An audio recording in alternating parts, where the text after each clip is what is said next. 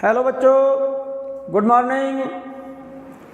आज के वीडियो में बच्चों हम डिस्कस करते हैं torque on a magnetic dipole or bar magnet in uniform magnetic field. और इसके बाद हम डिस्कस करेंगे work done in rotating of magnetic dipole in uniform magnetic field. और एक टॉपिक हम डिस्कस करेंगे magnetic potential energy of magnetic dipole in uniform magnetic field. Simple topic हैं, जल्दी जल्दी हम डिस्कस करते हैं। आप थोड़ा सा ध्यान से सुने इन्हें और इनको साथ साथ मेरे नोट करते जाएं, क्योंकि सिमिलर यही टॉपिक आप पढ़ चुके हो इलेक्ट्रोस्टैटिक्स में। कोई अंतर नहीं है यहाँ पर। वहाँ पर इलेक्ट्रिक फील्ड इलेक्ट्रिक डाइपोल था, यहाँ पर मैग्नेटिक फील्ड में मैग्नेटिक डाइपोल है। नोट करिए आप, torque on magnetic dipole or bar magnet in uniform magnetic field. A magnetic dipole, ये कोई मैग्नेटिक डाइपोल है। वहां पर इलेक्ट्रिक डाइपोल था, यहां पर मैग्नेटिक डाइपोल। इसका डाइपोल मूवमेंट एम की डायरेक्शन होती है साउथ पोल से नॉर्थ की ओर। ये साउथ पोल और ये नॉर्थ पोल। इसकी पोल स्ट्रेंथ स्मॉल एम, इसकी pole strength small m. A magnetic dipole of dipole moment capital M is kept in uniform magnetic field B at an angle theta and effective length of this bar magnet is 2L। बिल्कुल similar ऐसा ही मैंने वहां electrostatics में same पढ़ाया था मैंने आपको। Torque on an electric dipole in uniform electric field E। वहां पर मैंने माइनस का चार्ज लिया था, ये प्लस का चार्ज लिया था। ध्यान है, ये इलेक्ट्रिक डाइपोल, ये मैग्नेटिक डाइपोल। माइनस की जगह पर साउथ पोल, प्लस की जगह पर नॉर्थ पोल। इसकी पोल स्ट्रेंथ स्मॉल एम, इसकी पोल स्ट्रेंथ स्मॉल एम। यहां पर माइनस क्यू और ये प्लस क्यू। इसका dipole movement P, dipole movement इसका पी है और P और E के बीच का एंगल थीटा है। यहां पर मैग्नेटिक डाइपोल, इसका डाइपोल मूवमेंट M और मैग्नेटिक फील्ड B के बीच का एंगल थीटा है, सेम है। इस पर टॉर्क के लिए रिलेशन निकला था, ध्यान हो तो आपको, torque equal to PE sin theta. Same यही रिलेशन यहां पर आएगा, इस जगह पर आएगा टॉर्क इक्वल टू, यहां पर इलेक्ट्रिक डाइपोल मूवमेंट है, यहां पर मैग्नेटिक डाइपोल मूवमेंट आएगा M। यहां पर इलेक्ट्रिक फील्ड है, यहां पर मैग्नेटिक फील्ड आएगा B। यहां भी साइन थीटा है और इसमें भी साइन थीटा आएगा। आप इलेक्ट्रोस्टैटिक्स में torque on an electric dipole in uniform electric field एक बार आप रिवाइज कर लें। सेम टॉपिक है, एज इट इज 100%। बस फर्क इतना है कि वहां पर इलेक्ट्रिक फील्ड है, यहाँ मैग्नेटिक फील्ड है। यहाँ इलेक्ट्रिक डाइपोल का डाइपोल मूवमेंट P, यहाँ पर मैग्नेटिक डाइपोल का डाइपोल मूवमेंट M। और यहाँ पर P और E इन दोनों के बीच का एंगल थीटा है। यहाँ पर M और B के बीच का एंगल थीटा है। तो इस मैग्नेटिक डाइपोल पर लगने वाला टॉर्क कितना होगा, इसके लिए फॉर्मूला आप ड्राइव करें। A magnetic dipole of dipole movement capital M and effective length of this magnet is 2L is placed in uniform magnetic field B at an angle theta. ये बात हमने यहां पर नोट की हुई है बच्चों। In uniform magnetic field B making an angle theta with field. हमने लिखा है कि ये मैग्नेटिक डाइपोल है कोई, a magnetic dipole of dipole movement M and effective length of dipole is 2L is kept in uniform magnetic field B at an angle theta. ये angle theta है इस डाइपोल और मैग्नेटिक फील्ड B के बीच का। जरा गौर से देखो, इस यूनिफॉर्म मैग्नेटिक फील्ड में बच्चों एक बात देखो, ये मैग्नेटिक फील्ड B इधर है, ये नॉर्थ पोल है। नॉर्थ पोल जिसकी पोल स्ट्रेंथ स्मॉल है, ये साउथ पोल, इसकी भी पोल स्ट्रेंथ स्मॉल है। मैग्नेटिक डाइपोल हो गया। इसकी लंबाई कितनी है 2L और डाइपोल मूवमेंट कैपिटल एम की डायरेक्शन होगी साउथ पोल से नॉर्थ पोल की ओर, along the axis of dipole from south to north. Clear है? नॉर्थ पोल पर फोर्स बी की डायरेक्शन में लगता है बच्चों, तो इस वाले नॉर्थ पोल पर मैग्नेटिक फोर्स इधर लगेगा F equal to pole strength into magnetic field B, और साउथ पोल पर फोर्स बी के एंटी पैरेलल होगा F equal to M B. तो इसका मतलब ये हो गया कि इस वाले डाइपोल पर दो फोर्स एक्ट हो रहे हैं, एक तो फोर्स ये एम बी और ये force m B. These two forces are equal and opposite, so the net force on this dipole is zero. तो नेट फोर्स, क्योंकि जितना फोर्स इस पर इधर है उतना ही फोर्स इधर, तो इन दोनों का नेट फोर्स कितना होगा? Zero. So no linear motion will be there. तो ये जो डाइपोल है इस तरह से कोई मोशन नहीं करेगा। But these two forces form a couple, ये दोनों फोर्स मिलकर के क्या बनाएंगे? कपल बनाएंगे, विच विल रोटेट इट, जो कि इसको क्या करा देंगे? रोटेट करा देंगे। And angular simple harmonic motion will be there.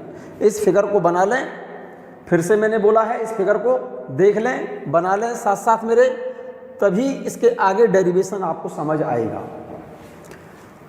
फिर से देख लीजिए आप इसको, जल्दबाजी नहीं है कोई। ये कोई मैग्नेटिक डाइपोल है, इसका ये साउथ पोल है, ये नॉर्थ पोल है। इस पोल की पोल स्ट्रेंथ स्मॉल एम, इस पोल की पोल स्ट्रेंथ स्मॉल एम। इसकी इस मैग्नेटिक डाइपोल की इफेक्टिव लेंथ 2L है। डाइपोल मूवमेंट की डायरेक्शन होती है साउथ पोल से नॉर्थ पोल की ओर, ऐसे। ये एम की डायरेक्शन हो गई बच्चों, मैग्नेटिक डाइपोल मूवमेंट एम की। और ये magnetic dipole uniform magnetic field B में मैग्नेटिक फील्ड से कितना एंगल बना रहा है? थीटा। तो इस डाइपोल पर जितना फोर्स इधर है उतना ही फोर्स इधर है, तो नेट फोर्स इस पर कितना हो गया? Net force on the dipole is zero.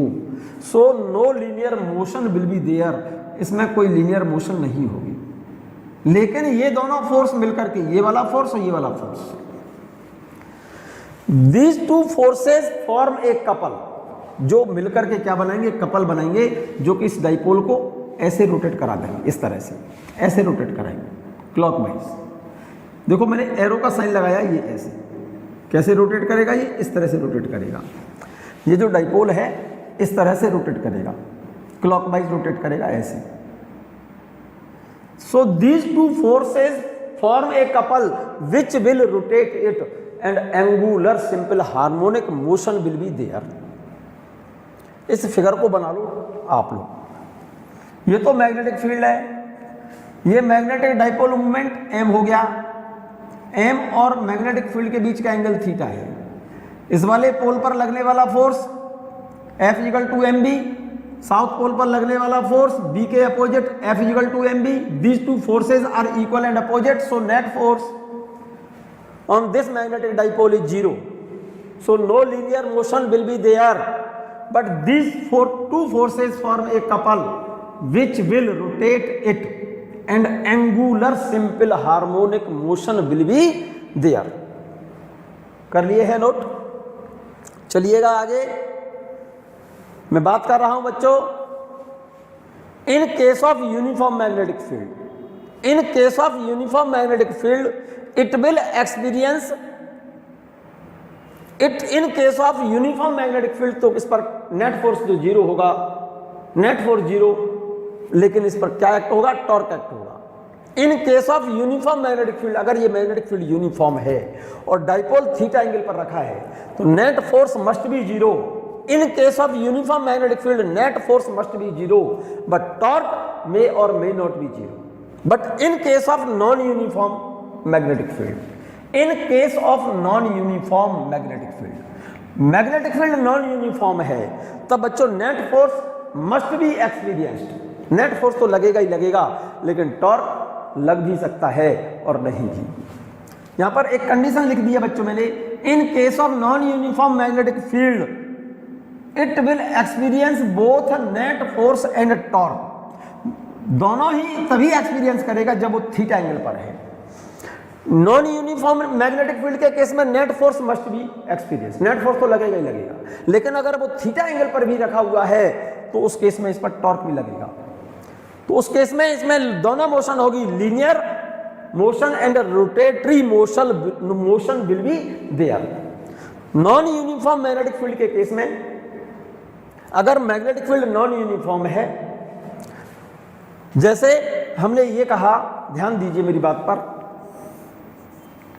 ये कोई मैग्नेटिक डाइपोल है, ये वाला,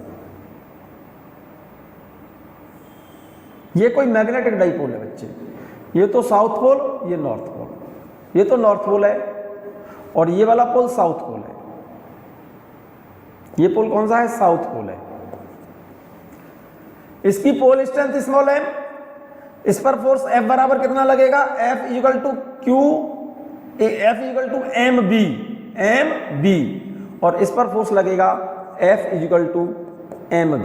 अगर ये मैग्नेटिक फील्ड यूनिफॉर्म है तो ये वाला फोर्स और ये फोर्स सेम होंगे, तो नेट फोर्स 0, लेकिन थीटा एंगल पर रखा है तो यहां पर net force in case of uniform magnetic field B कैसा है? यूनिफॉर्म है, तो नेट फोर्स तो 0 होगा, लेकिन थीटा एंगल पर है तो ये टॉर्क एक्सपीरियंस करेगा। और अगर ऐसा होता बच्चों, ये जो B है नॉन यूनिफॉर्म है, नॉन यूनिफॉर्म का मतलब यहां पर B कुछ अलग है, यहां पर B कुछ अलग है, और इसमें कोई मैग्नेटिक डाइपोल ये रखा हुआ है, ये कोई मैग्नेटिक डाइपोल है। ध्यान से देखिए, ये साउथ पोल, ये नॉर्थ पोल, इसकी पोल स्ट्रेंथ M, इसकी पोल स्ट्रेंथ M, ये साउथ, ये नॉर्थ। अब ये जो मैग्नेटिक फील्ड है कैसा है? Non uniform. नॉन यूनिफॉर्म का मतलब जैसे मैंने मान लिया यहां पर तो B मैग्नेटिक फील्ड B है और यहां पर magnetic field B plus delta B, मान जाइए आप। तो इसका सेंस ये हो गया कि इस वाले पोल पर लगने वाला फोर्स कितना होगा? इस वाले पोल पर, इस वाले पोल पर F बराबर M B plus delta B। ध्यान से देखना, और इस वाले पोल पर लगने वाला फोर्स F बराबर M इंटू B। तो इस केस में क्या हुआ? एक पोल पर तो फोर्स ज्यादा है, एक पोल पर फोर्स कम है, तो net force must be experienced. Net force यहां पर कितना होगा? इसमें से इसे सब्ट्रैक्ट कर दूं तो क्या होगा? इसमें से इसे सब्ट्रैक्ट करेंगे तो क्या होगा? M into delta B। That is net force must be experienced, not 0।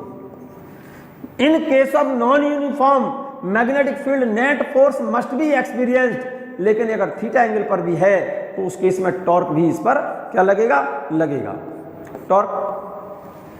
अगर ये इसके पैरेलल होता तो उस केस में नेट फोर्स लगेगा, केवल टॉर्क एक्ट नहीं होगा। ये बात ठीक से ध्यान रखना। So in case of non uniform magnetic field it will experience both net force and torque. Net force तो लगेगा ही लगेगा, लेकिन टॉर्क तब लगेगा जब कोई मैग्नेटिक डाइपोल मैग्नेटिक फील्ड से थीटा एंगल पर है। Here both linear and rotatory motion will be there.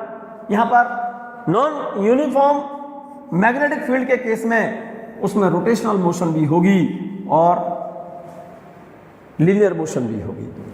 लेकिन हम जो बता रहे हैं यहां पर आपको, torque on magnetic dipole in uniform magnetic field, torque on a magnetic dipole or bar magnet in uniform magnetic field. तो in case of uniform magnetic field net force must be 0 but torque may or may not be 0। अगर magnetic dipole magnetic field B से theta angle बनाई तब उस case में इस पर torque कितना होगा? टॉर्क के लिए सीधा सीधा फॉर्मूला है, टॉर्क बराबर होता है R cross F। Otherwise formula लगाएं, torque is equal to magnitude of any one force into perpendicular distance between two forces. ये फिगर आपने देख लिया होगा, फिर से मैं फिगर ये बनाई दे रहा हूं और ये फॉर्मूला उससे ड्राइव कर दे रहा हूं। ये वाला फॉर्मूला, जैसे मैग्नेटिक फील्ड B ये है और ये मैग्नेटिक डाइपोल ये वाला, ये साउथ पोल, ये नॉर्थ पोल, ये नॉर्थ, ये साउथ। इसकी पोल स्ट्रेंथ स्मॉल m, इसकी पोल स्ट्रेंथ स्मॉल m। इस पर फोर्स F बराबर mb, इस पर फोर्स F बराबर mb। ये एंगल थीटा है, डाइपोल मूवमेंट कैपिटल एम की डायरेक्शन ये होगी, ये कैपिटल एम की डायरेक्शन है डाइपोल मूवमेंट, और इन दोनों पोलों के बीच की सेपरेशन कितनी होती है 2l, और ये एंगल कितना है बच्चों theta.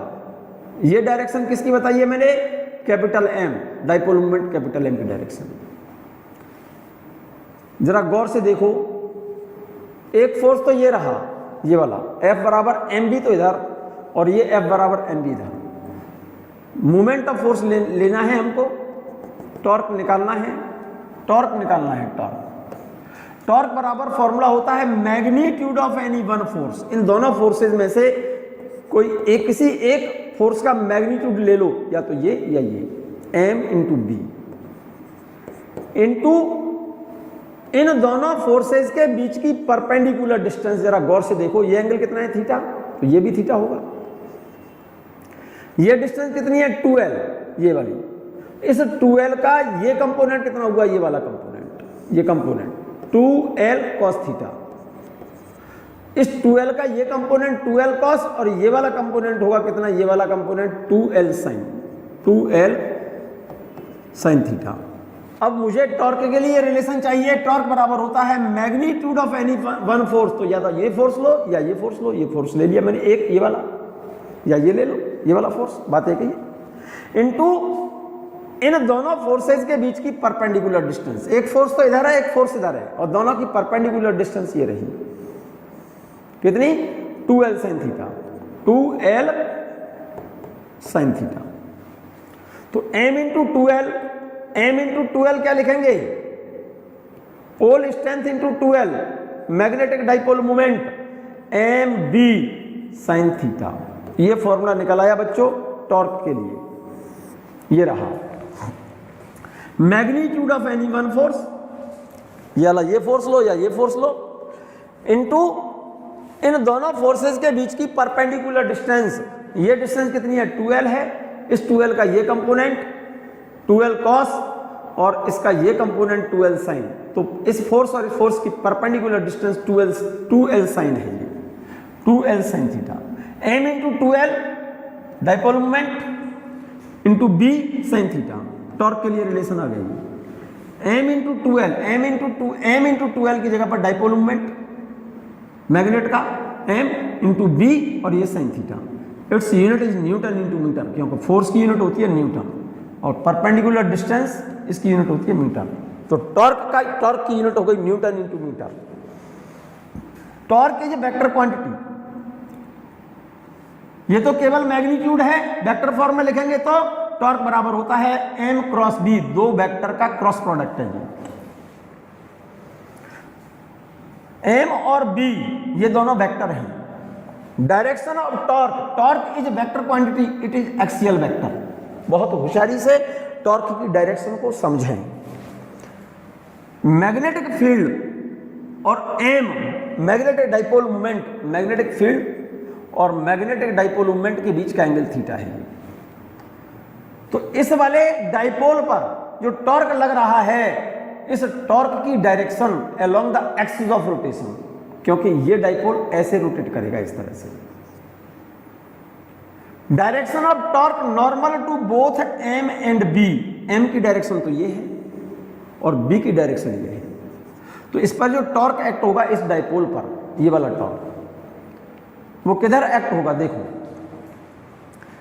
Direction of torque normal to both m and b, इस टॉर्क की डायरेक्शन इस m के भी परपेंडिकुलर होगी और b के भी परपेंडिकुलर होगी। इस डाइपोल पर जो टॉर्क एक्ट होगा इस m के परपेंडिकुलर, ये m तो इस डायरेक्शन में है, m तो इधर है और b इधर है, तो टॉर्क या तो ऊपर लगेगा या नीचे लगेगा। ऊपर है, देखो मान लो टॉर्क इधर है, तो इस m और b के बीच का एंगल 90 और इस b और टॉर्क के बीच एंगल 90, ठीक है ना। तो इसका मतलब इस वाले डाइपोल पर टॉर्क जो लगेगा, जिस एक्सिस के अबाउट ये डाइपोल घूमेगा, तो इसकी रोटेशनल एक्सिस तो यही होगी, ये वाली। So direction of torque normal to both m and b और along the axis of rotation, outward या इनवर्ड, और normal to plane of rotation, जिस प्लेन में ये डाइपोल घूम रहा है उस प्लेन के नॉर्मली या तो आउटवर्ड होगा या इनवर्ड होगा। अब डायरेक्शन कैसे निकालेंगे हम टॉर्क की? Direction of torque is given by right hand thumb rule. पहले वेक्टर से फिंगर्स दूसरे वेक्टर की तरफ की ओर शॉर्ट एंगल से कर्ल कर दो। पहला वेक्टर m, तो ये रहा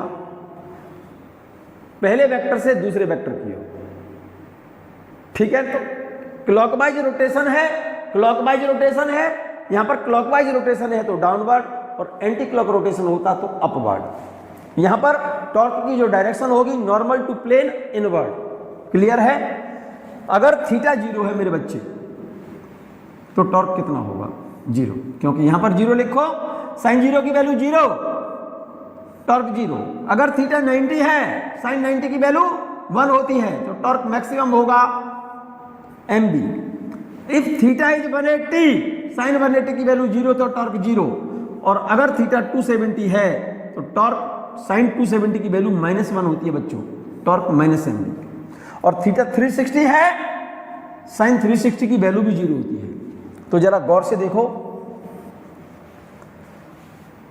थीटा 0 है तो टॉर्क 0। तो ये ग्राफ जो देख रहे हैं आप जी, देखो ये ग्राफ एंगल थीटा और टॉर्क के बीच ग्राफ है, ये साइन कर्व होगा ये, क्योंकि यहां पर साइन लिखा है ना। तो थीटा और टॉर्क के बीच कर्व साइन कर्व होगा। जब एंगल 0 है तो टॉर्क 0, एंगल 90 है तो टॉर्क मैक्सिमम हो गया। यहां पर ये ग्राफ साइन कर्व कहलाता है, मैक्सिमम टॉर्क है यहां पर। ये टॉर्क कितना होगा? mb। थीटा 180 तो टॉर्क 0, थीटा 270 तो टॉर्क -mb, ये वाला यहां पर -mb, ठीक है। थीटा 360 तो टॉर्क फिर 0। तो ये साइन कर्व कहलाता है बच्चों। एक रोटेशन में थीटा 0 पर टॉर्क 0, 90 पर टॉर्क मैक्सिमम, 180 पर टॉर्क 0, 270 पर टॉर्क -mb और 360 पर 0। ये साइन कर्व है टॉर्क और थीटा के बीच। ये क्लियर है ये बात? The direction of torque is perpendicular to both m and b और along the axis of rotation. ये बात आपको क्लियर हो गई होगी। Direction of torque is vertically downward यार। यहां पर टॉर्क की डायरेक्शन की तरह वर्टिकली डाउनवर्ड। क्यों है वर्टिकली डाउनवर्ड? ये तो समझ गए होंगे आप, क्योंकि ये तो b था और ये मैग्नेटिक डाइपोल है बच्चों, ये वाला, ये साउथ पोल, ये नॉर्थ पोल। m की डायरेक्शन ये रही, b की डायरेक्शन ये है, थीटा एंगल ये रहा। तो इस पर टॉर्क एक्ट होगा, क्योंकि ये क्लॉकवाइज रोटेशन है। क्लॉकवाइज रोटेशन में टॉर्क किधर हो गया? Vertically downward here. Direction of torque is vertically downward here. इस वाले फिगर में जो बनाया है आपने, इससे पहले यही फिगर बनाया था। क्लॉकवाइज रोटेशन होता है तो डाउनवर्ड टॉर्क होगा, और एंटी क्लॉक रोटेशन होता तो अपवर्ड टॉर्क होगा। ड्यू टू दिस टॉर्क, इस टॉर्क के कारण, due to this torque simple angular simple harmonic motion will be there and its time period is given by the relation t is equal to 2 pi root I upon mh। t is equal to 2 pi root I upon mh। I यहां पर moment of inertia है, moment of inertia of magnetic dipole. m is a magnetic dipole moment and b is magnetic field intensity। Clear है? यही formula मैंने electrostatics में electric dipole के लिए बताया था, ठीक है ना। An electric dipole of dipole moment P is kept in uniform electric field E at an angle theta. The net force on electric dipole is 0, but dipole experience a couple. Due to this couple or torque, angular simple harmonic motion will be there.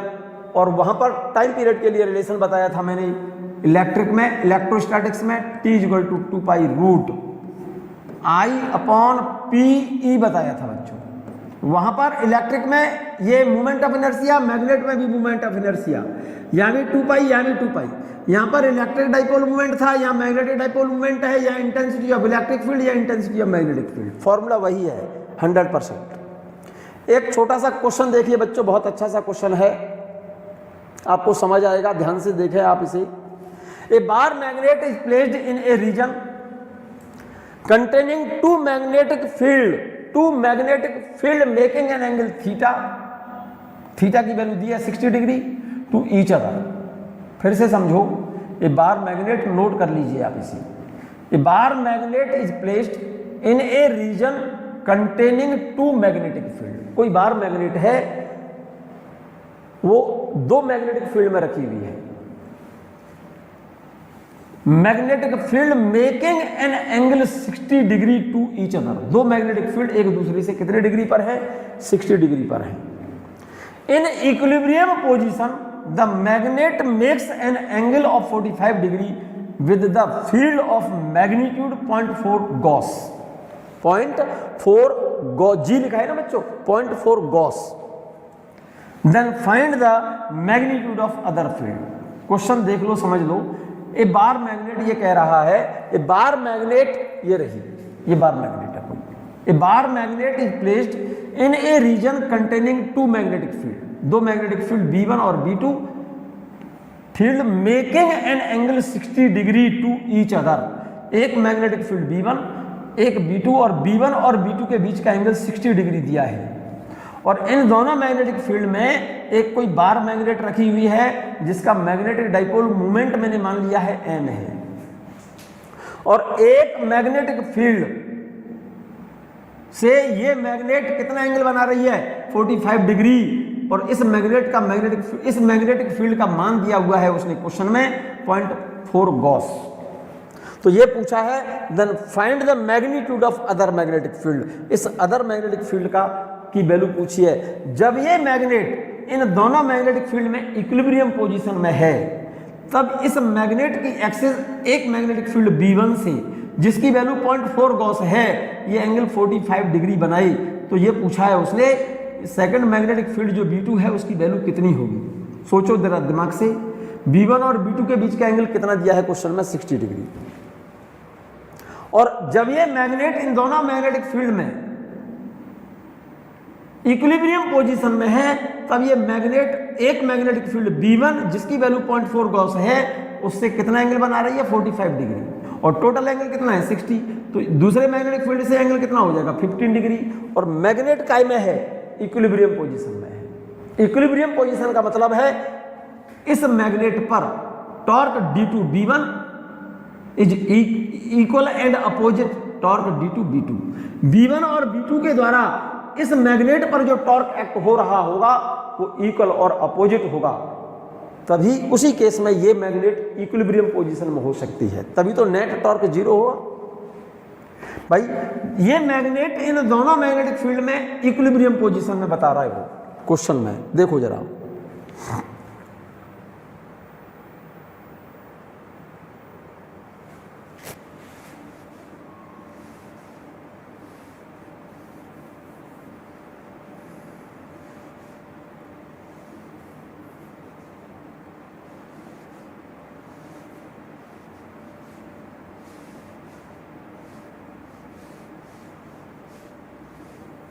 ध्यान दीजिए मेरी बात पर बच्चों।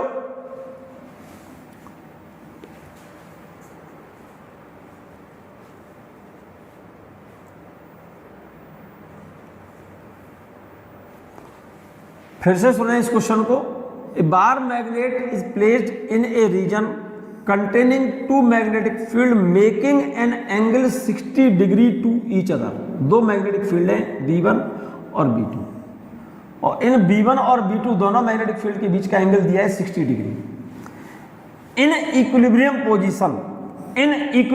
Position the magnet makes an angle of 45 degree with the field of magnitude 0.4 Gauss. मैंने ये मान लिया है कि इस मैग्नेटिक फील्ड का मान 0.4 गॉस है, 0.4 गॉस। और ये मैग्नेट जब इक्विलिब्रियम पोजीशन में है तो इस मैग्नेटिक फील्ड से एंगल मान लो 45 डिग्री है और टोटल एंगल 60 है, तो ये एंगल कितना हो गया? 15 डिग्री। क्लियर है? तो ये पूछ रहा है वो find the magnitude of other magnetic field. इस मैग्नेटिक फील्ड की वैल्यू क्या होगी? इस B2 की वैल्यू पूछी है उसने। और जब ये मैग्नेट इक्विलिब्रियम पोजीशन में होगी तो इस B1 के द्वारा इस वाले मैग्नेट पर टॉर्क और B2 के द्वारा मैग्नेट पर लगने वाला टॉर्क इक्वल और अपोजिट होना चाहिए, तभी उसी केस में ये मैग्नेट इक्विलिब्रियम पोजीशन में हो सकती है। किसी मैग्नेटिक फील्ड के द्वारा किसी मैग्नेटिक डाइपोल पर लगने वाले टॉर्क के लिए फॉर्मूला क्या होता है? टॉर्क बराबर होता है mb sin थीटा। तो थीटा क्या चीज है? ये m और b के बीच का एंगल है। तो इस वाले B1 के द्वारा इस पर लगने वाला टॉर्क क्या होगा? m इंटू B1 साइन ये वाला एंगल, और B2 के द्वारा लगने वाला torque m into B2 into sine of this angle. अब जरा गौर से देखना, इस वाले मैग्नेट पर इस B1 के कारण लगने वाला टॉर्क किस डायरेक्शन में होगा? m तो इस डायरेक्शन में है, b ये रहा, B1 इधर है, m ये है। तो इस वाले b के द्वारा इस B1 के वजह से इस वाले मैग्नेट पर लगने वाला टॉर्क किधर होगा? क्योंकि m तो इस डायरेक्शन में है, b ये रहा। डायरेक्शन निकालेंगे तो राइट हैंड थंब रूल से। पहला वेक्टर कौन सा है? m। दूसरा वेक्टर कौन सा है? B1। m क्रॉस b, तो डाउनवर्ड हो गया। इस मैग्नेटिक फील्ड के द्वारा इस पर लगने वाला टॉर्क m क्रॉस b किधर? अपवर्ड। तो जितना B1 के द्वारा लगने वाला टॉर्क डाउनवर्ड, उतना ही B2 के द्वारा लगने वाला टॉर्क अपवर्ड। इक्वल और अपोजिट हो, इक्वल और अपोजिट। B1 के कारण लगने वाला डाउनवर्ड टॉर्क और B2 के कारण लगने वाला अपवर्ड टॉर्क जब इक्वल और अपोजिट होगा, तो उसी केस में ये मैग्नेट इक्विलिब्रियम पोजीशन में होगा। ये बात मैंने लिख दी यहां पर बच्चों, देखो यहां हमने मान लिया है कि B1 कितनी वैल्यू है? B1 की वैल्यू कितनी है? 0.4 gauss. In equilibrium position torque due to two field are equal and opposite, so torque τ1 बराबर τ2। ठीक है, B1 के द्वारा लगने वाला टॉर्क B2 के द्वारा लगने वाला टॉर्क इक्वल और अपोजिट। तो B1 का इस पर टॉर्क कितना होगा? m B1 sin 45 किधर? Downward, downward. और B2 के कारण m B2 sin 15, तो ये वैल्यू मैंने लिख दी, देखो m B1 sin 45 is equal to m B2 sin 15। हमें B1 की वैल्यू दी है, m से m कैंसिल। जरा गौर से देखो यहां पर B1 की वैल्यू क्वेश्चन में गिवन है बच्चों, m से m कैंसिल हो गया। B1 की वैल्यू गिवन है, B2 की वैल्यू पता करनी है। B2 बराबर B1 sin 45 upon sin 15। B1 की वैल्यू 0.4 गॉस है, sin 45 की वैल्यू 1/√2। अब sin 15 की वैल्यू निकालनी पड़ेगी बच्चों आपको। sin 15 की, sin 15 डिग्री की वैल्यू ये रही बच्चों, देखो जरा ध्यान से यहाँ। sin 15 हम इसको लिख सकते हैं मेरे बच्चे, sin 15 डिग्री को लिख सकते हैं हम sin 45 माइनस 30। और ये फॉर्मूला हो गया मेरे ख्याल से, एक फॉर्मूला आपने पढ़ा होगा, यहां पर नोट कर लें जनरल मैथमेटिक्स में, sin a minus B, note करो आप इसे, sin a cos b, sin a cos b minus cos a sin b, minus cos a sin b। ठीक है, तो जरा फॉर्मूला लगाइए। देखो इस a की जगह पर क्या लिखा हुआ है? 45। b की जगह पर क्या लिखा हुआ है? 30। तो इसकी तरह ये फॉर्मूला ओपन कर दो, इस फॉर्मूले को इस तरह से खोल दो। तो a की जगह पर 45 है, b की जगह पर 30, तो आपने लिखा है sin a cos b। तो हम यहां क्या लिखेंगे? sin a की जगह पर क्या लिखेंगे? sin 45 cos b cos 30 minus cos 45 sin 30। Clear है ये बात? अब इनकी वैल्यू सब्स्टिट्यूट करो। sin 45 की वैल्यू कितनी होती है मेरे बच्चे? 1/√2। cos 30 की वैल्यू √3/2, नोट कर लेना, माइनस ये वाला cos 45 की वैल्यू 1/√2, sin 30 की वैल्यू 1/2, नोट करते जाइए। इन दोनों में से क्या कॉमन आ रहा है? डिनोमिनेटर में 2√2 है, ये कॉमन ले लीजिएगा। 1/2√2, यहां पर ब्रैकेट में √3 - 1 3 का रूट कितना है मेरे बच्चे 1.732 माइनस 1 अपॉन 2 √2 का रूट हो गया 1.414 1.732 माइनस 1.732 अपॉन 2.828 इसको डिवाइड कर लें, इस वैल्यू को इससे डिवाइड करेंगे, वैल्यू नियर अबाउट 0.26 आ जाएगी बेटे, 0.26 आएगी ये वाली वैल्यू, ये वैल्यू आएगी 0.26।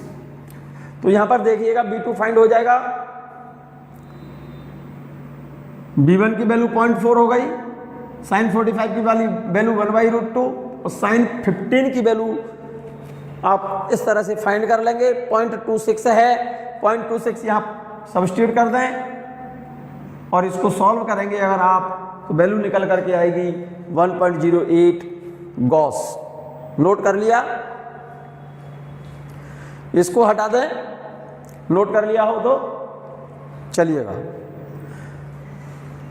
एक छोटा सा क्वेश्चन और देखें बच्चों फास्ट, और इसको नोट कर लें आप। 2 बार magnets of magnetic moment m and m/√3 are joined to form a cross.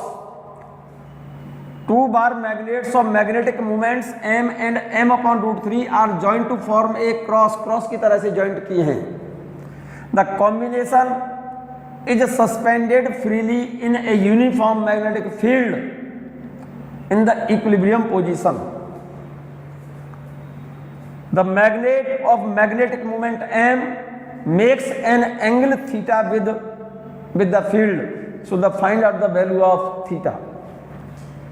देखिएगा ध्यान से, क्वेश्चन तो नोट कर लिया होगा आपने, नहीं नोट किया है तो नोट कर लें।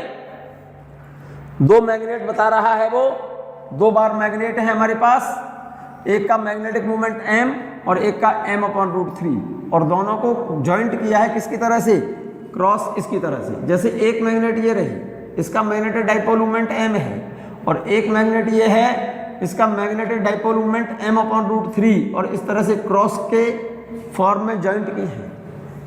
द कॉम्बिनेशन, ये कॉम्बिनेशन दोनों मैग्नेट का combination, the combination is suspended freely in a uniform magnetic field in the equilibrium position. Uniform magnetic field B में फ्रीली सस्पेंडेड है इक्विलिब्रियम पोजीशन में, और जब ये इक्विलिब्रियम पोजीशन में है तो मैग्नेट कौन सी वाली, जिसका मैग्नेटिक डाइपोल मोमेंट m है, वो मैग्नेटिक फील्ड से कितना एंगल बना रही है, थीटा। जब ये पूरा सिस्टम इस मैग्नेटिक फील्ड B में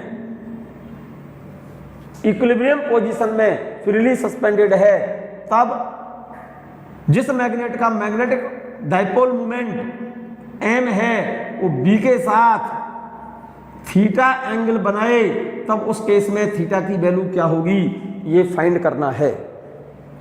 तो एक बात सोचिए, इन इक्विलिब्रियम पोजीशन इस B के द्वारा, इस B के कारण इस वाली मैग्नेट पर,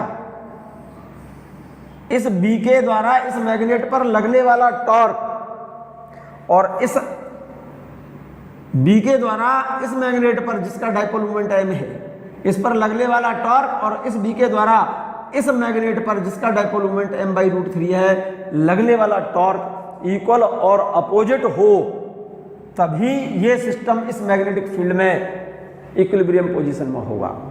क्योंकि जितना टॉर्क इस मैग्नेट पर और उतना ही टॉर्क इस मैग्नेट पर, मैग्नीट्यूड में इक्वल और डायरेक्शन में अपोजिट, तो नेट टॉर्क पूरे सिस्टम पर कितना होगा, 0, और नेट टॉर्क जब 0 होगा तो ये पूरा सिस्टम इस मैग्नेटिक फील्ड में इक्विलिब्रियम पोजीशन में होगा। इक्विलिब्रियम पोजीशन का मतलब नेट टॉर्क इस सिस्टम पर जब 0 हो तभी ये सिस्टम इक्विलिब्रियम पोजीशन में होगा। तो इस m पर जिस मैग्नेट का डाइपोल मोमेंट m है, इस मैग्नेट पर B के द्वारा लगने वाला टॉर्क किधर होगा, टॉर्क होता है m क्रॉस B। तो पहला वेक्टर m, दूसरा वेक्टर B। पहले वेक्टर से राइट हैंड थंब रूल लगा रहा हूं, fingers curl from first vector to second vector. तो B के कारण इस m, जिस मैग्नेट का डाइपोल मोमेंट m है, इस पर लगने वाला टॉर्क कितना किधर होगा, ऊपर होगा। कितना होगा एम बी साइन थीटा, ये लिख दिया है। In equilibrium position torque due to B on this magnet, जिसका डाइपोल मोमेंट एम है, एम बी साइन थीटा, और किस डायरेक्शन में, अपवर्ड, ये अपवर्ड हुआ।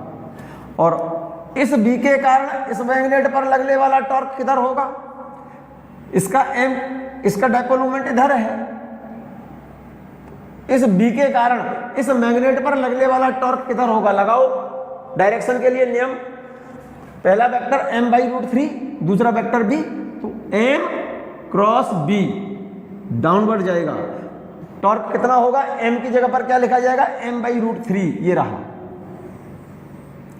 b साइन ऑफ इन दोनों के बीच का एंगल, और ये दोनों के बीच का एंगल कितना है, ये एंगल थीटा है, और पूरा एंगल कितना था 90, तो ये एंगल कितना हो गया 90 माइनस थीटा। यहां तक बात क्लियर है, चेक करिएगा, m इंटू बी से एम बी कैंसिल, तो यहां से क्या बचेगा साइन थीटा, यहां पर 1/√3 साइन 90 माइनस थीटा होता है cos theta, sine upon cos tan theta is equal to 1/√3, और 1/√3 टेन में वैल्यू होती है 30 डिग्री की, so here value of theta is 30 degree. Question बिल्कुल क्लियर होगा, क्वेश्चन नोट कर लिया होगा आपने, नोट कर लिया। मैं नेक्स्ट टॉपिक पढ़ा रहा हूं बच्चों, ध्यान से सुनिएगा। Work done in rotating a magnetic dipole in uniform magnetic field. ऐसा ही टॉपिक इलेक्ट्रोस्टैटिक्स में पढ़ा चुका हूं मैं, work done in rotating of an electric dipole in uniform electric field. मैं बात कर रहा हूं मेरे बच्चे वर्क डन इन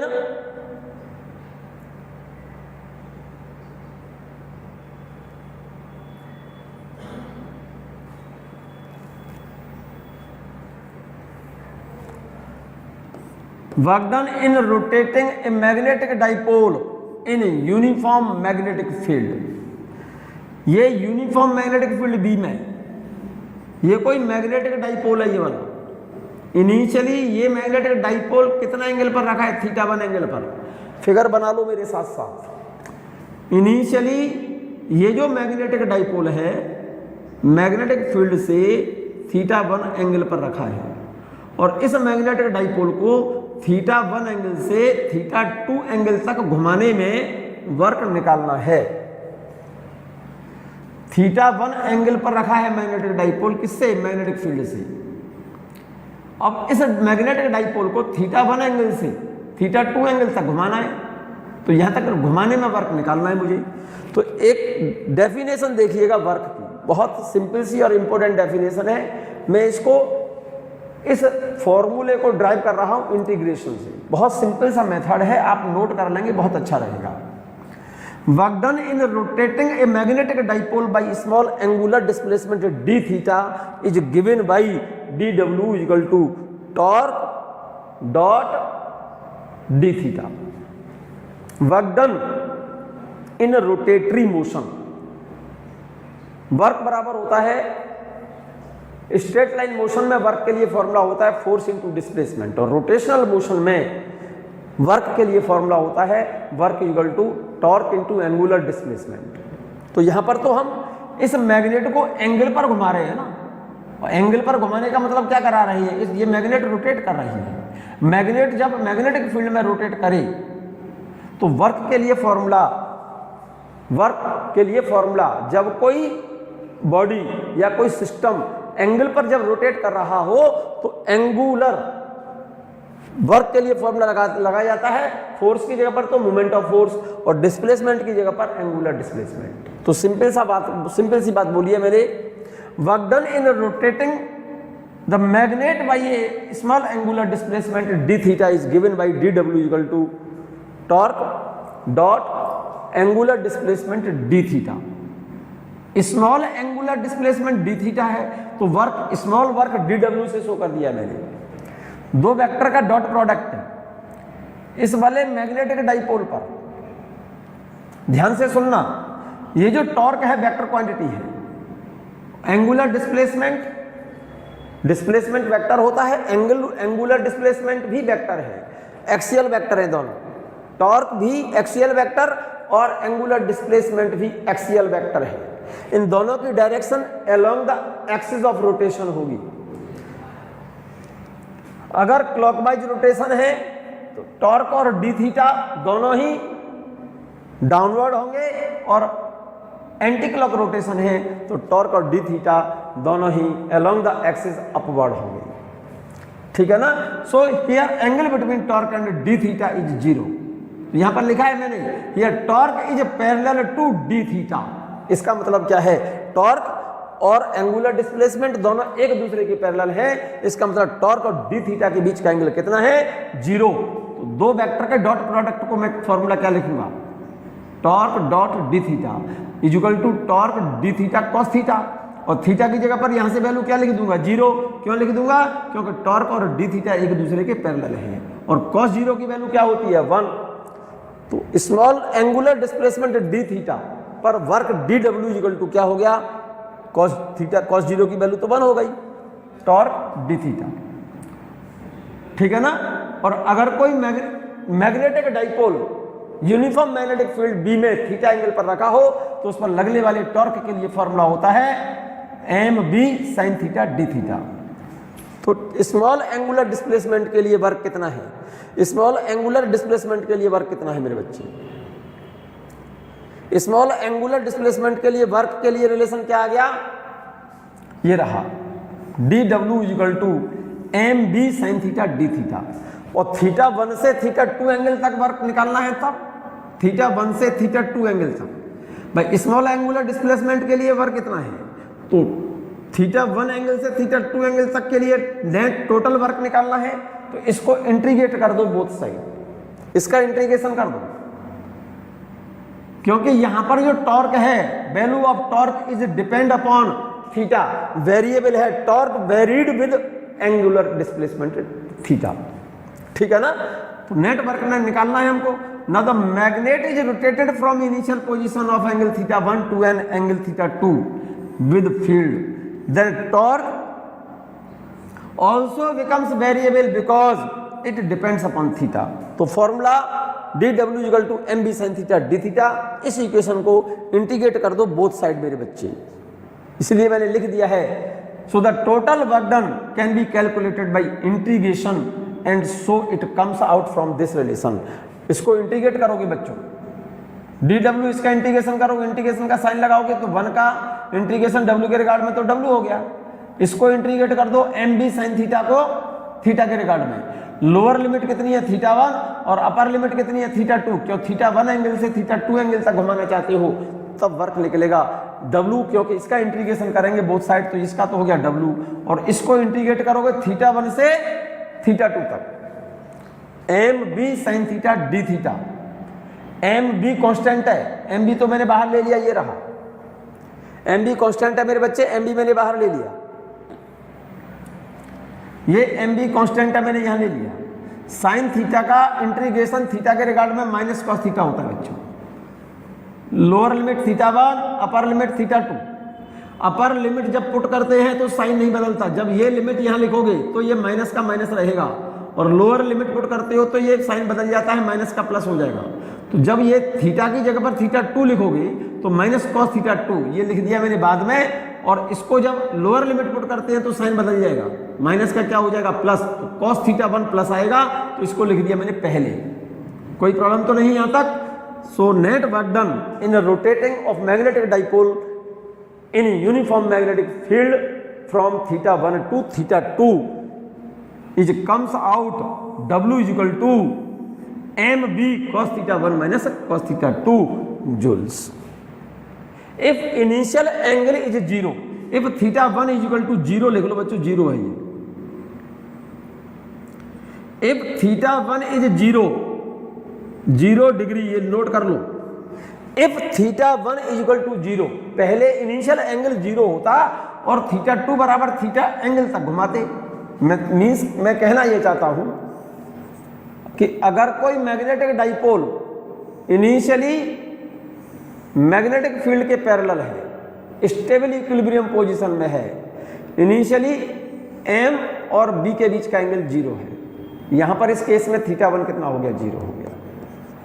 अब इस मैग्नेटिक डाइपोल को इनिशियल वैल्यू कितनी है 0, इनिशियल एंगल 0, θ1 मैं कह रहा हूं 0 है, और θ1 मीन्स 0 डिग्री एंगल से θ एंगल तक घुमाते इसे हम, तब वर्क कितना होता।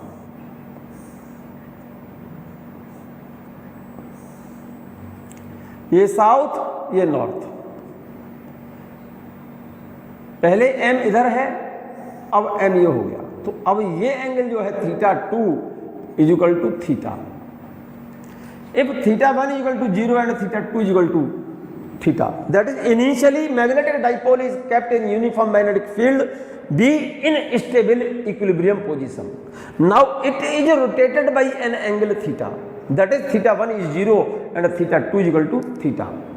तो 0 डिग्री से θ एंगल तक घुमाने में वर्क कितना होगा, यहाँ पर cos 0, θ1 की जगह पर 0 यहाँ लिख दो, ये तो cos 0 की वैल्यू कितनी होती है 1, तो ये तो m भी तो ऐसे लिख दिया, ये 0 मैं यहाँ लिखूंगा तो cos 0 की वैल्यू 1 होती है, तो ये 1 हो गया, और θ2 की जगह पर क्या लिखूंगा मैं यहाँ पर θ, तो ये हो गया cos θ। तो इसका मतलब किसी मैग्नेटिक डाइपोल को मैग्नेटिक फील्ड के जो पैरेलल रखा हुआ है उसको θ एंगल से घुमाने में वर्क m भी 1 माइनस cos θ होता है, इतने जूल। क्लियर हो गई बात ये नोट कर लो बच्चे, इसको कर लिया नोट। मैं बात कर रहा हूं मेरे बच्चे पोटेंशियल एनर्जी और magnetic potential energy of magnetic dipole in uniform magnetic field. Simple सी डेफिनेशन है, सिंपल सा फॉर्मूला है, आप इसको थोड़ा सा ध्यान देंगे तो बहुत आसान सा टॉपिक है बच्चों। Magnetic potential energy of a magnet और बार मैग्नेट और magnetic dipole in uniform magnetic field. Uniform magnetic field B में किसी मैग्नेटिक डाइपोल की मैग्नेटिक पोटेंशियल एनर्जी की बात कर रहा हूं। किसकी बात कर रहा हूं? मैग्नेटिक पोटेंशियल एनर्जी की बात कर रहा हूं। ये यूनिफॉर्म मैग्नेटिक फील्ड बी, और इस यूनिफॉर्म मैग्नेटिक फील्ड में ध्यान से देखना बच्चों, मेरी बात को ध्यान से सुनना मेरे बच्चे। ये कोई मैग्नेटिक डाइपोल है, ये वाला। इस डाइपोल की मुझे इस मैग्नेटिक फील्ड में इस जगह पर मुझे इसकी क्या निकालनी है, पोटेंशियल एनर्जी निकालनी है। तो सिंपल सी डेफिनेशन बोल रहा हूं, इस मैग्नेटिक डाइपोल को इन्फिनिटी से पकड़ो और इन्फिनिटी से यहां तक लाओ। इन्फिनिटी से इस मैग्नेटिक डाइपोल को इन्फिनिटी से इस मैग्नेटिक फील्ड के अंदर यहां पर लाने में इस डाइपोल को कहां से पकड़ो, अनंत से। अनंत से पकड़कर यहां तक खींच के लाओ, और यहां तक लाने में जो वर्क होगा वो इसकी पोटेंशियल एनर्जी कहलाएगी। इसका मतलब क्या हुआ, magnetic potential energy of magnetic dipole in uniform magnetic field is defined as the work done in bringing of magnetic dipole from infinity to magnetic field. Simple सी बात फिर से बोल रहा हूं, मैग्नेटिक फील्ड में मैग्नेटिक डाइपोल की potential energy निकालनी है, तो इसकी डेफिनेशन ये कहती है कि इस मैग्नेटिक डाइपोल को इन्फिनिटी से मैग्नेटिक फील्ड में लाने में जितना वर्क होगा वही वर्क इस मैग्नेटिक डाइपोल की मैग्नेटिक फील्ड में मैग्नेटिक पोटेंशियल एनर्जी कहलाती है। मेरी बात पकड़ में आ गई होगी। अब क्वेश्चन प्रश्न ये है बेटे कि इस मैग्नेटिक डाइपोल को अनंत से इन्फिनिटी से इस मैग्नेटिक फील्ड के अंदर या इस डाइपोल को इन्फिनिटी से यहां तक लाने में वर्क कितना करना होगा, जो भी वर्क होगा वही इसकी पोटेंशियल एनर्जी होगी। तो एक काम कर लो, आप एक काम करो, यहां से लाना है किसको, इस मैग्नेटिक डाइपोल को अनंत से लाना है, और इन्फिनिटी से यहां तक लाने में जो वर्क होगा वो पोटेंशियल एनर्जी कहलाएगी। तो एक काम करो, आप पहले एक काम करो, इस नॉर्थ पोल को कहां से, इन्फिनिटी से नॉर्थ पोल को यहां तक लाओ। यहां तक लाने में वर्क करना पड़ेगा ना, बिल्कुल करना पड़ेगा। क्यों? क्योंकि नॉर्थ पोल पर फोर्स लगता है इधर, नॉर्थ पोल पर जो फोर्स लगेगा F वो B की डायरेक्शन में लगता है बच्चे।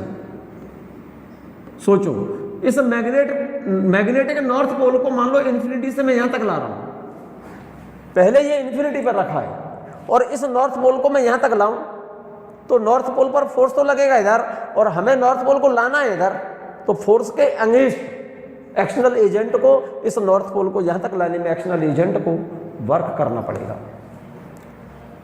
मान लो किसी एक्सटर्नल एजेंट ने इस नॉर्थ पोल को यहां तक लाने में कुछ वर्क किया, मान लो वो वर्क +10 जूल है, मान जाओ आप, कितना है +10 जूल। जो एक्सटर्नल एजेंट, क्योंकि फोर्स इस डायरेक्शन में है और फोर्स के अपोजिट यहां तक लाना है तो आपको पकड़ के खींचना पड़ेगा, तो वर्क किसके द्वारा होगा, एक्सटर्नल एजेंट के द्वारा, हमारे द्वारा। तो हमारी एनर्जी खर्च होगी, वो एनर्जी कहां गई, वो इसमें आ जाएगी, किसके फॉर्म में, पोटेंशियल एनर्जी के फॉर्म में। बहुत अच्छा।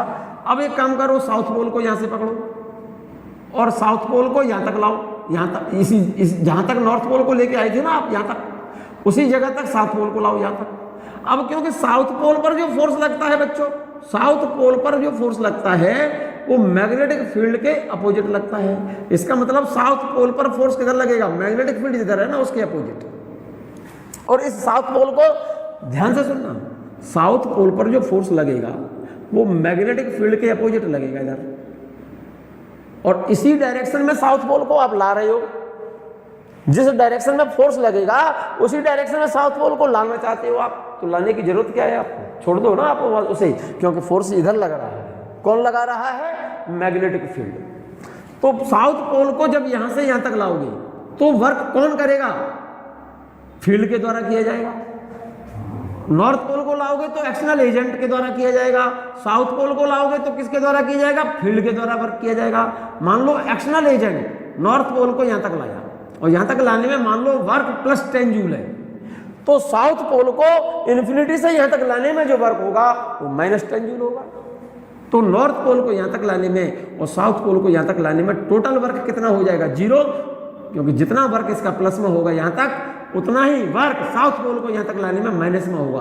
तो यहां तक नॉर्थ साउथ यहां तक तो आ गए, तो दोनों का टोटल तो 0 हो गया यहां तक। तो अब आपने क्या किया, नॉर्थ पोल को तो बच्चों यहां छोड़ दिया आपने, भाई नॉर्थ पोल को तो यहीं छोड़ दिया, साउथ पोल को यहां लाना है, क्योंकि तभी तो डाइपोल बनेगा ये। तो साउथ पोल को आपने यहां से यहां लाके छोड़ा, तो इसका मतलब साउथ पोल को नॉर्थ के कंपैरिजन में कितनी एक्स्ट्रा डिस्टेंस चलनी पड़ी, 12।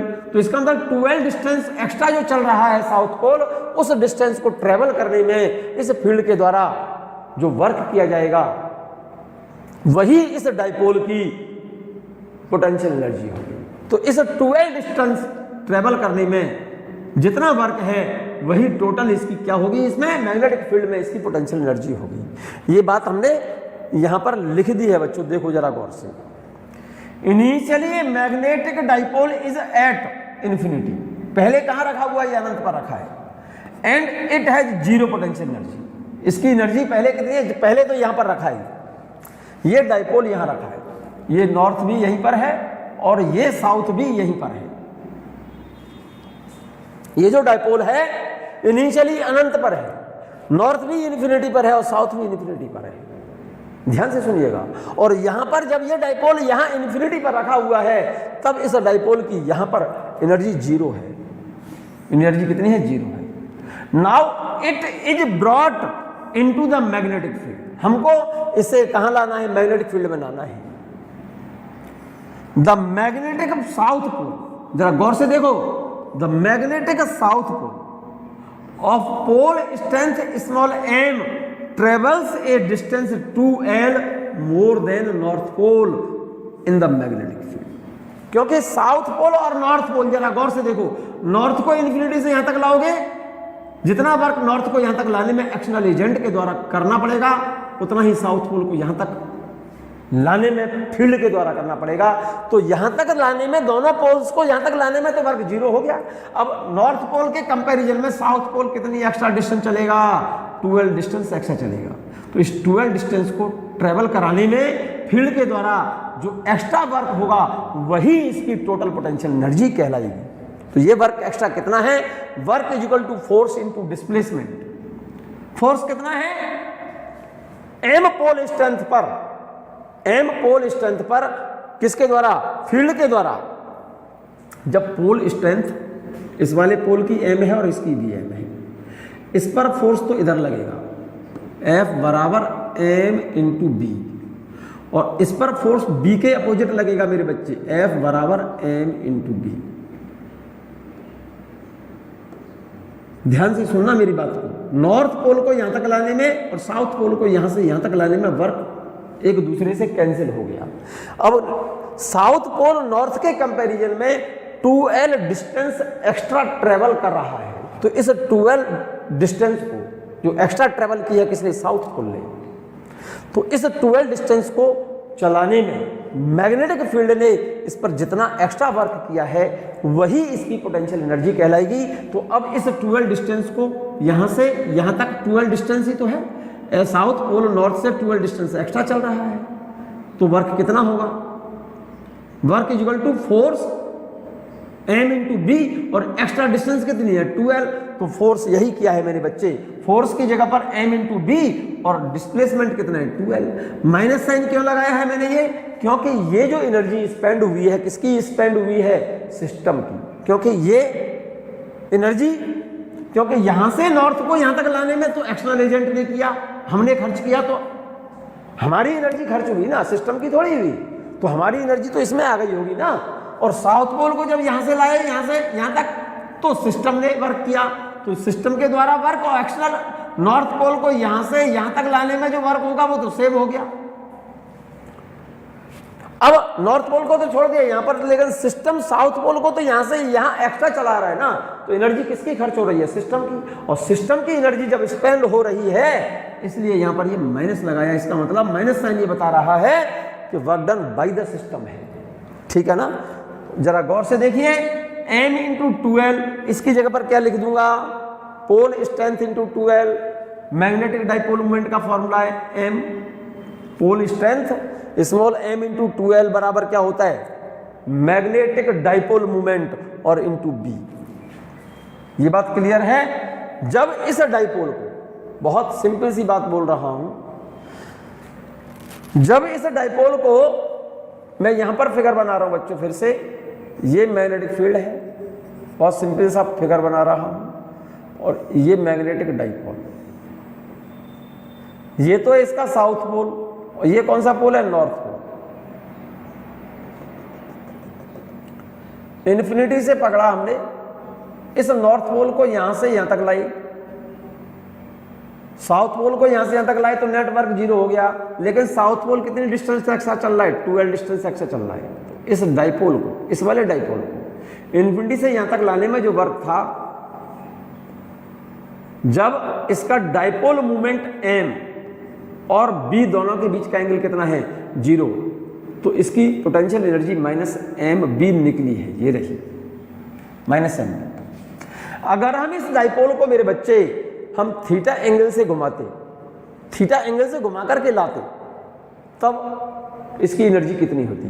तो इस डाइपोल को थीटा एंगल से घुमाने में वर्क और करना पड़ेगा, वो वर्क इसमें और ऐड करना होगा, ठीक है ना। Now it is rotated bye N angle theta. अगर इसको थीटा एंगल से घुमा करके लाते, मैं कहना ये चाहता हूं, ये मैग्नेटिक फील्ड बी है, और इस मैग्नेटिक फील्ड बी में इस डाइपोल को हम थीटा एंगल से घुमा करके इन्फिनिटी से यहां तक लाते, ये नॉर्थ पोल, ये साउथ पोल, ये m हो गया, और थीटा एंगल से अगर हम इसे घुमाते, मैग्नेटिक फील्ड में जब किसी मैग्नेटिक डाइपोल को थीटा एंगल से घुमाते तो वर्क और करना पड़ेगा ना। थीटा एंगल से घुमाने में वर्क कितना होता है, ये तो 0 डिग्री पर लाने में वर्क है, अब थीटा एंगल से और घुमा दिया तो थीटा एंगल से घुमाने में भी तो वर्क करना पड़ेगा, तो वो वर्क भी तो इसी में ऐड होगा, तभी टोटल पोटेंशियल एनर्जी निकलेगी उसकी कितने एंगल पर। जब कोई मैग्नेटिक डाइपोल मैग्नेटिक फील्ड में थीटा एंगल पर रखा है तो उसकी टोटल पोटेंशियल एनर्जी होगी magnetic potential energy of a magnetic dipole in uniform magnetic field. ये तो 0 एंगल पर है और थीटा एंगल से घुमाने में वर्क और करना पड़ेगा, तो दोनों को ऐड कर दो, तो 0 एंगल पर पोटेंशियल एनर्जी ये रही, और थीटा एंगल से रोटेट कराने में वर्क के लिए फॉर्मूला अभी बता के चुका हूं मैं बच्चों, mb1 - cos थीटा। इन दोनों को ऐड करो, इसको इसे और इसे ऐड करो, तो मेरे ख्याल से इस वाले टर्म से ये वाला टर्म कट गया, ये इससे ये कट गया, मल्टीप्लाई करोगे ना mb का अंदर तो प्लस mb और ये माइनस mb तो कैंसिल हो गया। अब ये से mb का मल्टीप्लाई यहाँ करोगे तो रिजल्ट आ गया आपका क्या, -mb cos थीटा। क्लियर है ये बात। First case, if theta equal to 0 that is in stable equilibrium position. If theta equal to 0, that is in the stable equilibrium position. Stable equilibrium position में theta कितना है 0 है, और theta यहां पर 0 लिखो। थीटा 0 होने का मतलब मैग्नेटिक डाइपोल मूवमेंट और बी दोनों सेम डायरेक्शन में है, तब थीटा जीरो होगा। और जब थीटा जीरो होगा तो मेरे बच्चे इस पर टॉर्क कितना होगा, टॉर्क तो जीरो हो गया, क्योंकि टॉर्क का फॉर्मूला होता है टॉर्क बराबर M B sine theta, theta की जगह पर कितना है जीरो, तो टॉर्क जीरो है, लेकिन पोटेंशियल एनर्जी कितनी होगी, कॉस जीरो की जगह पर 1, भाई यहाँ पर जीरो लिखोगे थीटा की जगह पर, और कॉस जीरो की वैल्यू होती है 1, तो पोटेंशियल एनर्जी कितनी आ गई 0 डिग्री एंगल पर minus M. Potential energy minimum है और टॉर्क जीरो, ये पोजीशन होती है मेरे बच्चे स्टेबल इक्विलिब्रियम पोजीशन। क्वेश्चन पूछता है कभी कभी, find out the potential energy of a magnetic dipole in stable equilibrium position. Clear है, स्टेबल इक्विलिब्रियम पोजीशन बोल दिया तो हम समझ जाएं कि थीटा कितना दिया है, 0 दिया है। क्वेश्चन में थीटा 0 लिखेगा नहीं। Find out the potential energy और magnetic potential energy of a magnetic dipole in stable equilibrium position, और ये शब्द को लिख दिया, अगर उसने स्टेबल इक्विलिब्रियम पोजीशन ये शब्द लिखा है तो आप समझ जाइएगा कि थीटा की वैल्यू 0 है और कॉस जीरो की वैल्यू होती है 1, तो यहां पर 1 लिखेंगे तो पोटेंशियल एनर्जी आ गई मिनिमम और टॉर्क हो गया 0। टॉर्क 0 है इसलिए इक्विलिब्रियम लिखा है, और स्टेबल शब्द लिखा है आपने, स्टेबल इक्विलिब्रियम, इक्विलिब्रियम है तो टॉर्क 0 और स्टेबल इक्विलिब्रियम है तो इसका मतलब पोटेंशियल एनर्जी मिनिमम। इन स्टेबल इक्विलिब्रियम पोजीशन, इन इक्विलिब्रियम पोजीशन टॉर्क 0, बात खत्म हो गई। अब पोटेंशियल एनर्जी मिनिमम है तो स्टेबल इक्विलिब्रियम कहलाएगा। कौन सा इक्विलिब्रियम कहलाएगा, स्टेबल इक्विलिब्रियम, और अनस्टेबल इक्विलिब्रियम में पोटेंशियल एनर्जी मैक्सिमम होती है मेरे बच्चे। Second case, if theta is equal to 90, अगर थीटा 90 है तो टॉर्क 0 यहां पर नहीं होगा, और जब टॉर्क 0 नहीं होगा, थीटा 90 है तो टॉर्क कितना होगा, क्योंकि टॉर्क का फॉर्मूला क्या था, भूल गए होंगे, टॉर्क बराबर क्या होता है, टॉर्क बराबर एम बी साइन थीटा, और थीटा कितना कह रहे हो आप, if theta is equal to 90, theta 90 लिखोगे तो टॉर्क कितना हो गया, एम बी बट नॉट 0, ये टॉर्क मैक्सिमम है। थीटा 90 है तो पोटेंशियल एनर्जी कितनी होगी, पोटेंशियल एनर्जी का फॉर्मूला क्या है, minus M B cos theta, और कॉस थीटा की वैल्यू कितनी है, थीटा की वैल्यू कितनी है 90, और कॉस में 90 डिग्री पर, कॉस में 90 डिग्री की वैल्यू कितनी होती है 0, तो पोटेंशियल एनर्जी तो 0 है लेकिन टॉर्क 0 नहीं है। टॉर्क जब 0 नहीं है तो ये इक्विलिब्रियम नहीं हो सकता। ये बात क्लियर हो गई होगी आपको।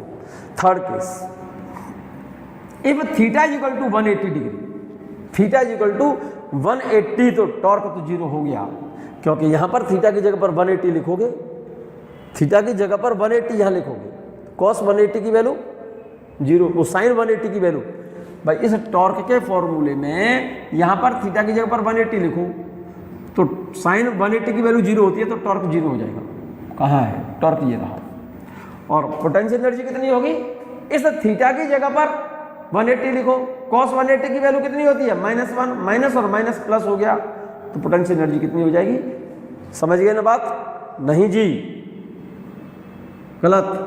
थीटा की जगह पर 180 लिखोगे, कॉस 180 की वैल्यू कितनी होती है -1 और माइनस, ये माइनस माइनस प्लस हो गया तो पोटेंशियल एनर्जी हो जाएगी मैक्सिमम। ये रहे, फिर से समझ लो इस बात को, अगर थीटा 180 है तो टॉर्क कितना हो जाएगा 0, क्योंकि साइन 180 की वैल्यू 0 होती है। फिर से समझ लो इस बात को,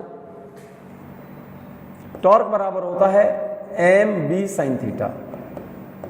थीटा की वैल्यू अगर 180 है तो साइन 180 की वैल्यू 0 होती है बच्चों, एम बी साइन 180, साइन 180 की वैल्यू 0 होती है तो टॉर्क 0 हो गया। पोटेंशियल एनर्जी कितनी हो जाएगी, थीटा जब 180 है तब potential energy minus M B cos 180, cos 180 की वैल्यू कितनी होती है मेरे बच्चे माइनस एम बी, और कॉस 180 की वैल्यू होती है -1, माइनस माइनस प्लस हो गया तो एम बी। पोटेंशियल एनर्जी क्या होगी मैक्सिमम, और पोटेंशियल एनर्जी जब मैक्सिमम हो, पोटेंशियल एनर्जी मैक्सिमम हो और टॉर्क क्या हो बेटा, पोटेंशियल एनर्जी मैक्सिमम और टॉर्क 0, ये पोजीशन होती है अनस्टेबल इक्विलिब्रियम पोजीशन की। किसकी पोजीशन की होती है बेटा, अनस्टेबल इक्विलिब्रियम पोजीशन की कंडीशन होती है ये।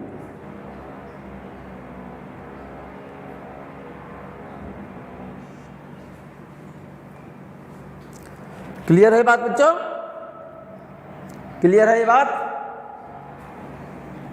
मैं बात करूंगा बच्चों नेक्स्ट वीडियो में बहुत important tangent law, tangent galvanometer, tangent law बताऊंगा, टेंजेंट लॉ की application, tangent galvanometer, deflection magnetometer, ये नेक्स्ट वीडियो में हम डिस्कस करेंगे। और अगला जो वीडियो आ रहा है टेंजेंट लॉ और उस पर बेस्ड उसकी एप्लीकेशंस बहुत ज़्यादा इंपॉर्टेंट है, आप उस वीडियो को जरूर देखें।